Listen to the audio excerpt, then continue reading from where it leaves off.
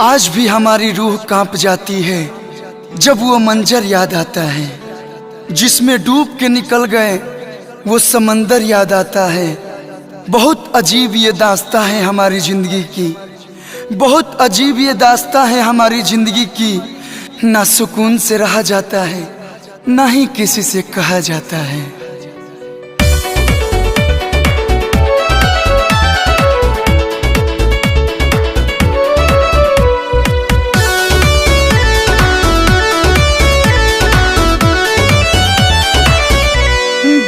बेवफा दिल से,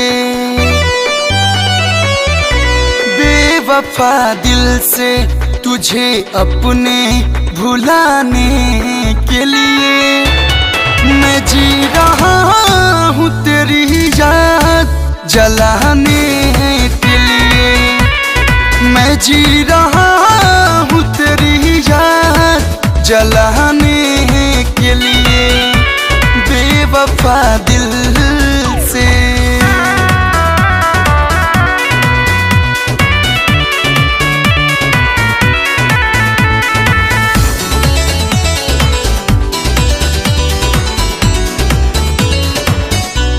मुझे रुला के जा मना ले अपनी ही खुशियाँ, नजर चुरा के तू बसा ले अपनी ही दुनिया।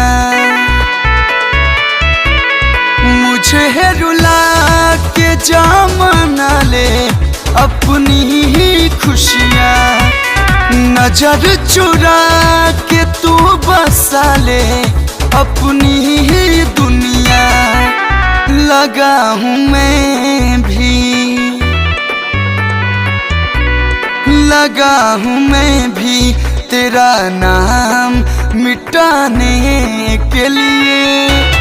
मैं जी रहा हूँ तेरी याद जलाने के लिए। मैं जी रहा हूँ तेरी याद जलाने के लिए, बेवफा दिल से।